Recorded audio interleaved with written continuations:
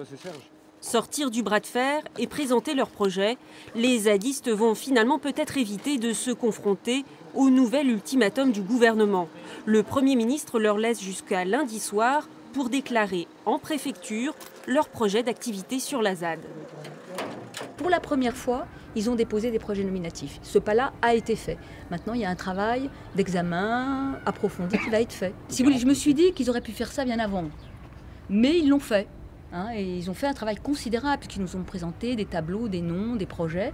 Donc ils ont fait ce travail. Donc ça veut dire qu'il était quand même presque prêt.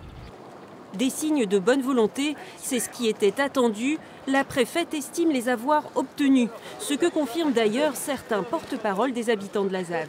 On a donné réponse à l'État, en fait, on a une demande de l'État, on a fait un pas en avant vers eux, donc maintenant à eux aussi de faire un pas en avant, c'est-à-dire en laissant cette zone apaisée et qu'on rentre dans un dialogue, comme l'a dit mon camarade, c'est-à-dire qu'on puisse vraiment dialoguer sur le fond du projet et qu'on porte tous ensemble depuis des années.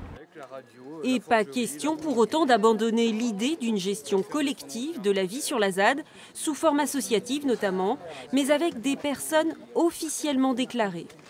Et c'était pas un problème de donner des noms depuis le début, on le fait bien pour d'autres procédures, que ce soit pour des procédures d'expulsion, que ce soit pour la Poste, pour avoir des contrats EDF, on donne des noms.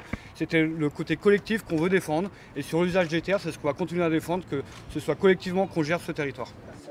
D'autres formulaires pourraient être déposés dans les 3 jours à venir, mais de l'avis de la préfète, les projets déclarés aujourd'hui couvrent déjà la quasi-totalité des 270 hectares de terrain concernés par les risques d'expulsion.